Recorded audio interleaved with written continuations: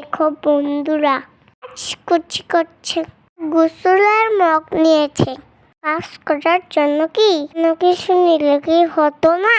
এটাই বাঙালি। দেখো টক রান্না করছে। বাবা কয়দিন ধরে বলে রান্না করে না, আর আমার পছন্দের ডিম ভুনা রান্না করবে। পেঁয়াজ কুচি দিয়েছে, আদা রসুন দিয়েছে, এবার হলুদ মরিচ জিরা ডিমের সাথে দিয়ে মিক্স করবে। দাদা বলেছে আর একটা আলু সিদ্ধ করেছে, আর কত কলা আলু সিদ্ধ করেছে। কি করবে আমি জানি না। আর একটু পরে এখন বিকালে নাস্তা বানাবে। সবকিছু রেডি করে নিয়েছে। এটা মনে হয় কাপা বানাবে।